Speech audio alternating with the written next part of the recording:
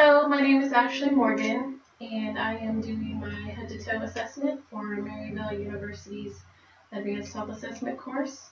And I have with me Zach, who's volunteered to be the patient. Before the exam began, I've asked him to empty his bladder, put on a gown. We have taken a height and weight, his vital signs, and checked his nearsighted vision with the Rosenbaum chart and the farsighted vision with the Snellen chart. To begin the exam, I'm going to inspect Zach's head and face, checking for symmetry in the eyes, the nose, and mouth. Going to start by palpating the scalp for any bulges, masses, or lesions. Checking the hair as I'm doing this for thickness and distribution. Checking to see that the hair doesn't easily come out of the follicles when rubbed. Checking to see that the scalp is freely movable. Then moving on to the eyebrows, that should extend up and outward. The lashes should also extend outward. Checking the thickness of the brows and the lashes and the hair distribution there as well. And then moving on to the eyes, the periorbital regions, checking to see that there's no swelling or skin discoloration. Checking the lacrimal apparatus and palpating that for any pain or tenderness. Then moving on to the sclera of the eye, should be nice and white, no jaundice, no redness. The conjunctiva of the eye should be pink and moist, without redness or discharge or swelling. Now we're going to check cardinal gaze and pupillary response of the eyes. So Zach, if you'll just stare at a point on the wall. We're going to do the cover and uncover test first. So if you'll cover your left eye and then uncover, and I'm checking to see the reaction in both eyes as he uncovers to make sure there's no involuntary movements of the eyes or nystagmus. Uncover, okay. And then for cardinal gaze, if you'll just stare here at the top of the pin and follow it without moving your head. Again, I'm checking for involuntary movements or nystagmus. Okay.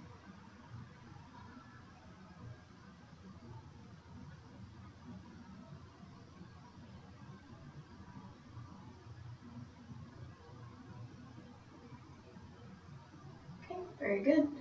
And then checking pupillary response. If you'll stare again at the focal point far on the wall. Checking here for direct and consensual. Consensual being on the opposite side. And direct, consensual. And then if you will cover your left eye and tell me when you see my fingers in your peripheral. Same. Okay, on the other side. Same. Same.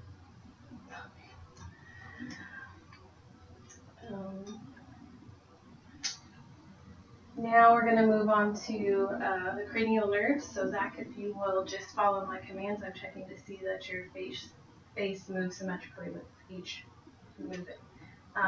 Scrunch your forehead, raise your eyebrows, close your eyes tightly shut. Now smile, clench your teeth, stick out your tongue, move it from left to right. Good.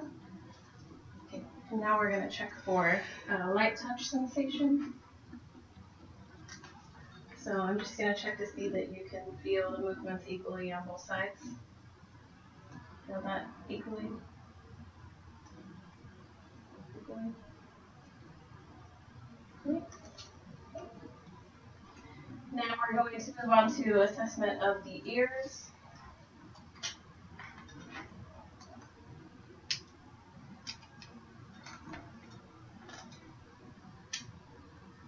Okay, so I'm then going to inspect the auricle of the ears, palpating for any tenderness, swelling, or masses, looking behind the ears as I'm doing that also. Then I would take my otoscope and I would look into the ear canal itself for The tympanic membrane for pearly gray appearance. There shouldn't be any redness. There shouldn't be any perforation, excessive cerumen, or drainage. So then when I'm done with that, I will do the Weber hearing test and the Ryan hearing test. First we're doing the Weber, so I'll be striking the tuning fork, placing it on top of your head, and you tell me if you hear the sound in both ears or just one ear. Okay? Okay. And we're going to do it again, and this time I'm going to place it on your mastoid bone, and then when you can no longer hear the sound, tell me, and then I will move it to the ear canal to check the air conduction. So then tell me then when you can no longer hear the sound as well, okay?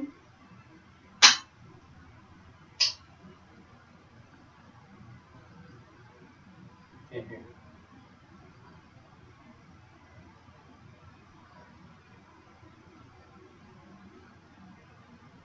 Can't hear. Okay. The air conduction should be about twice as long as the bone. And now we're going to go on to the whisper test. Normally I would get behind him, cover one ear. I'm going to say a common word and ask him to repeat. Say it out loud, you can whisper. Apple. Orange. Orange. Okay. Now moving on to inspection of the nose, checking for symmetry, checking the patency of the nostrils, checking the mucosa, should be pink and moist without any crusting or bleeding. The hair should be distributed evenly. The turbinate should be free of any masses or lesions. And to check the patency, have you cover one nostril and inhale. On the other side. Okay, good. Then moving on to inspection of the mouth, checking the buccal mucosa, the hard and soft palate, the uvula, the oropharynx, the teeth, and any odor coming from the mouth. So if you'll open here, checking also the tongue, the floor of the mouth. If you'll lift up your tongue, checking there for any signs of any lesions or oral cancers. And have you move your tongue from side to side, checking lateral sides of your tongue. The teeth should be free of caries, checking the characteristics and the smoothness of the teeth, if there's any broken or missing teeth.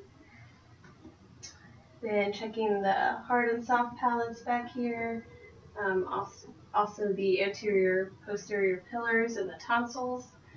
Checking to make sure that the tonsils aren't excessively swollen, checking the buccal mucosa, making sure that it's pink and moist. And then I'm going to do the gag reflex and ask him to say ah. He's not much of a gag reflex, but so there I'm checking to see that the uvula moves up and down symmetrically when he says ah. Now I'm going to palpate the facial bones, checking for any tenderness with that. Do you feel any tenderness with that? And the frontal sinuses, palpating those, just a little harder. The maxillary sinuses, any tenderness or pain with that. Okay. Now we'll move on to inspection of the neck. So I'm checking first for the thyroid and the trachea, checking that the trachea is midline. And with the thyroid, I'm going to move it up and slightly to the right and ask him to swallow. And I'm feeling that the thyroid is smooth. Then I'm going to palpate the lymph nodes. So checking the pre-auricular nodes with the tips of my fingers, the post-auricular nodes, the occipital nodes, the tonsillar nodes, the premandibular nodes, submantle nodes, the superficial cervical nodes, the posterior cervical nodes, the deep cervical nodes, the supraclavicular nodes,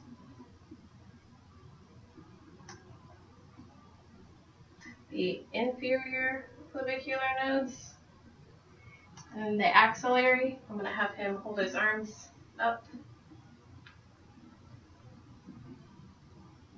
Any tenderness with any of those? No. And then I'm checking to see that all the nodes move freely and there's not any hard nodules or masses.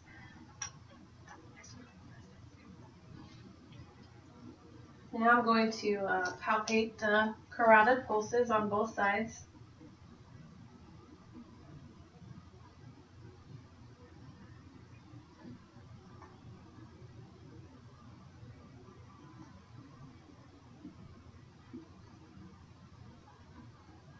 Okay. And then I'm going to auscultate with the bell for any thrills or bruise. Hold your breath.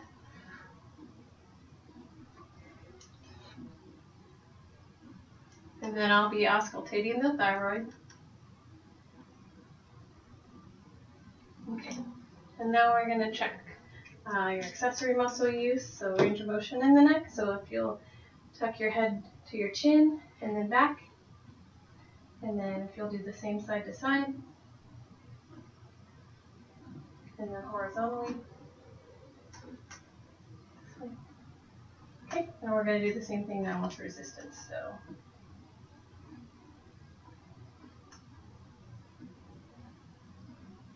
okay, and then if you'll shrug your shoulders. Okay, good.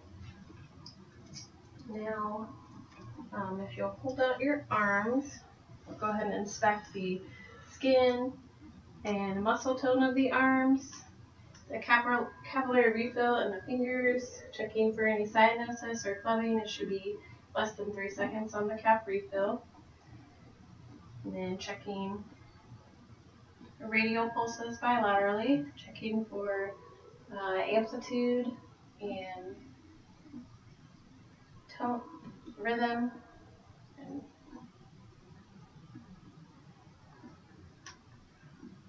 and then the brachial. And then we'll go ahead and check the reflexes.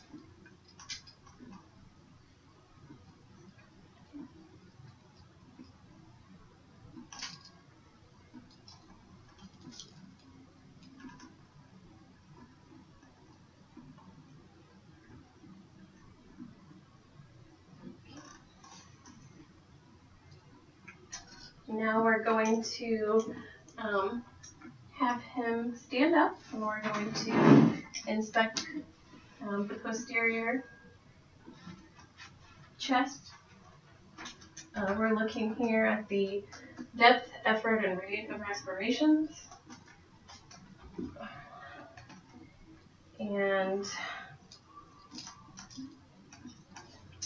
making sure that the diaphragmatic expansion here, a little bit, placing both fingertips on the sides here. I'm going to have you take a deep breath in and out. One more time. Making sure that both sides are equal. And then we're going to check for costovertebral tenderness. So I'm going to place my hand here. Any pain there? Nope. Okay. We're going to percuss for any hyperresonance.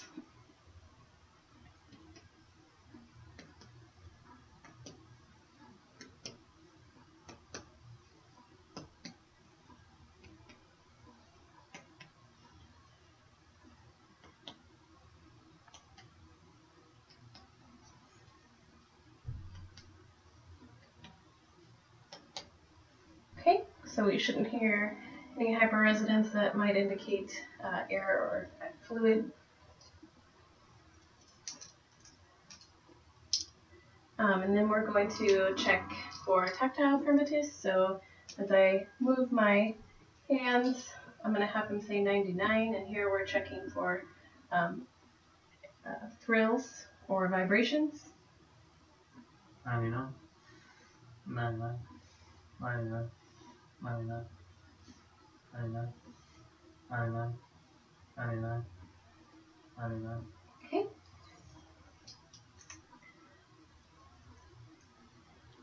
I'm going to auscultate in a systematic manner. Deep breath.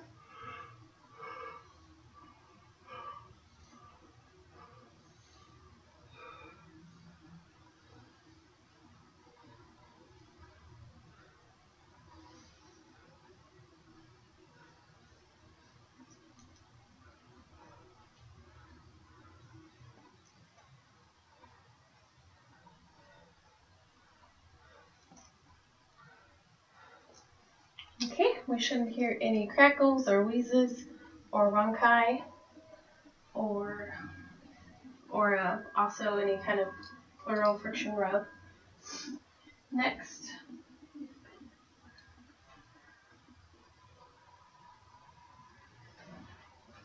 I'm going to be checking diaphragmatic excursion.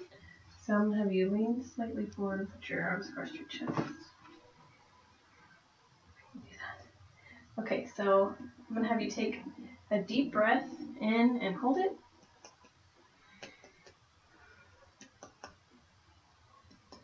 And where I hear the sound change, I'm going to make a mark. And then again, I'm going to ask him to take a deep breath, exhale, and hold it.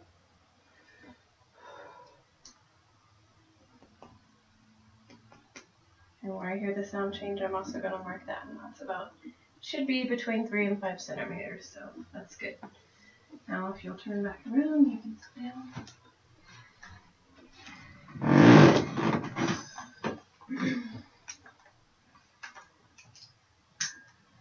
So here we're going to auscultate lung sounds anteriorly, and again, looking at the thorax configuration and seeing that he has equal chest rise and fall and symmetrical, and there's no labored breathing. Good.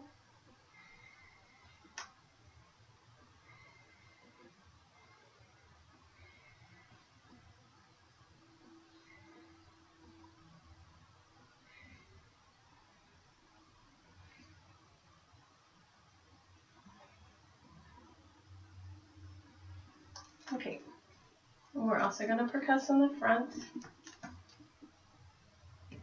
starting with the second intercostal space on both sides.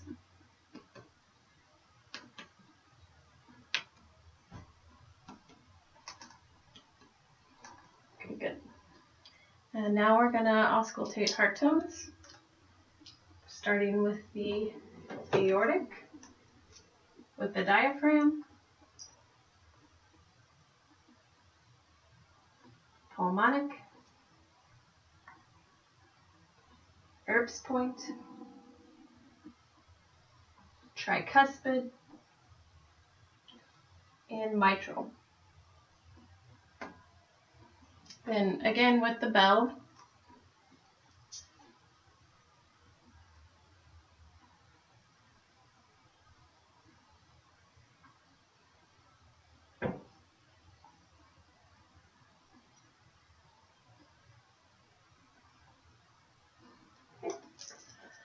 and then I'm going to palpate the precordial region for any thrills, heaves, or pulsations. The base, apex,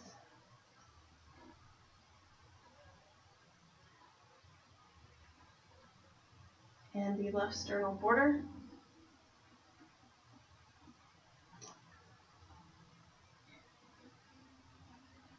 Okay, now if you can, now we're going to move on to the abdomen. Oh, I did that one.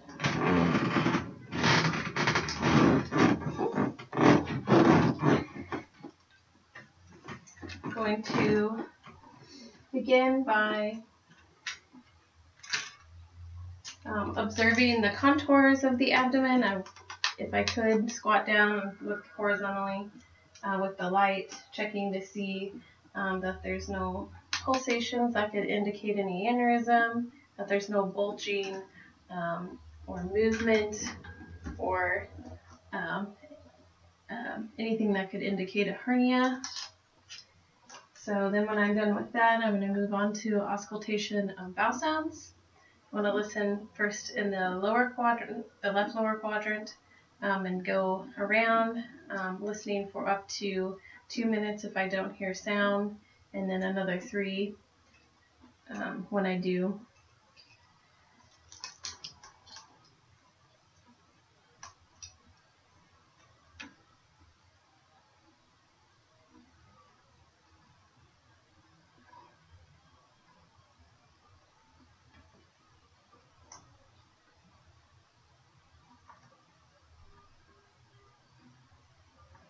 Okay.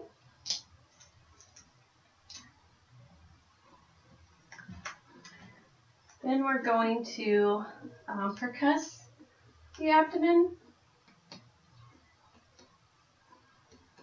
listening for tympany over air-filled spaces and dullness over organs.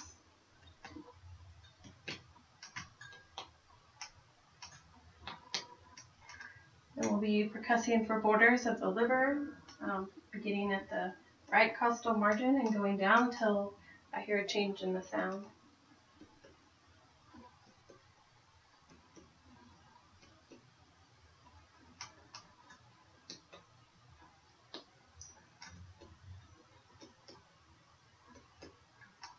Okay, and that should be anywhere from 6 to 12 centimeters.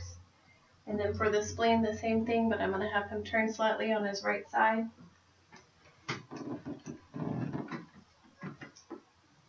Starting at the mid-axillary line.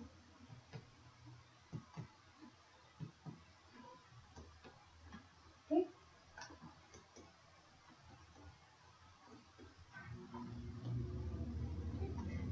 Then we'll have you lie back down, and we're going to do a light palpation, checking for any tenderness.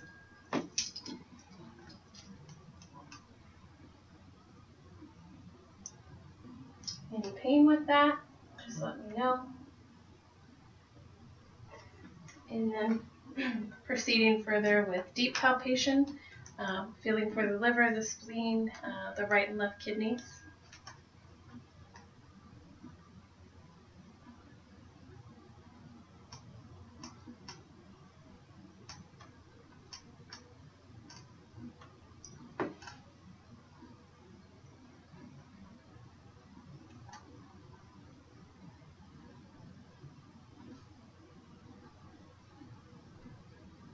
And you should not feel the liver or the spleen unless they are enlarged, so that's good.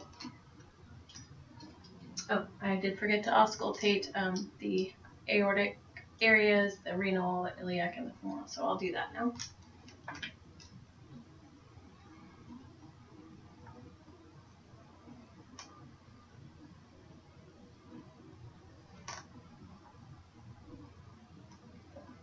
Left renal, right renal, right iliac, left iliac, left femoral, and right femoral. Okay. While I have him laying down, I'm going to go ahead and inspect the lower extremities for muscle tone and temperature and hair distribution. I'm going to go and check pulses.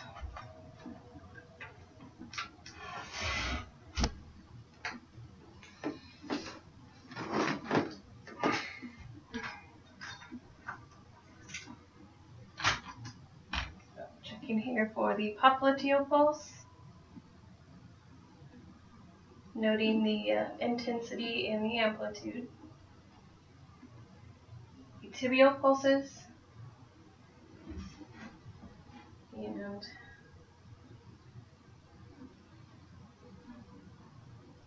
dorsalis pedal pulses. I'm going to go ahead and check your muscle, your strength here too. So if you'll push up against the hands, push back. Great.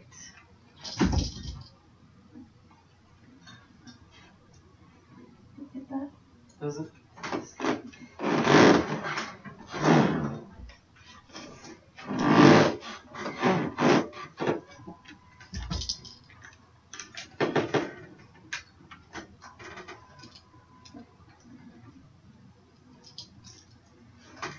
And checking the lower extremities for reflexes.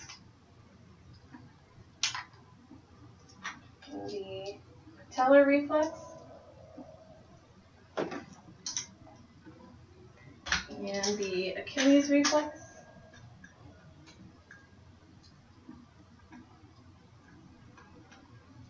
Okay.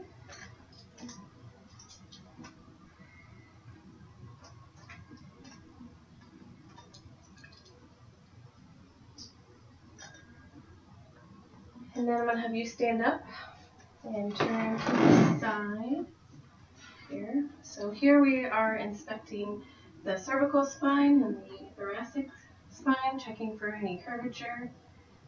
So if you will bend slightly forward, and as I'm doing this, I'm checking for kyphosis, keep bending forward all the way to your toes, or curvature, that could indicate any scoliosis. Okay, so straight. I'm going to palpate for any tenderness down the cervical spine.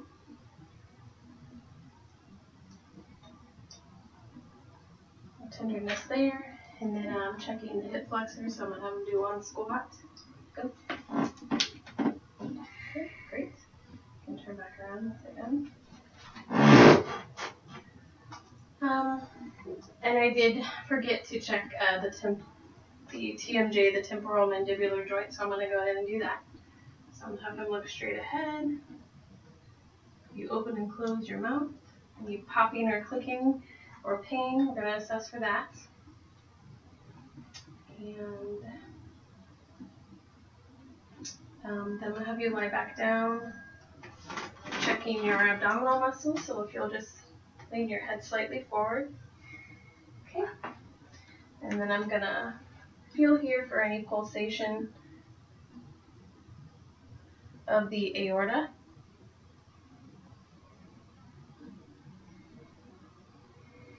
Okay, that's good. And that concludes our assessment for today. Thank you for watching.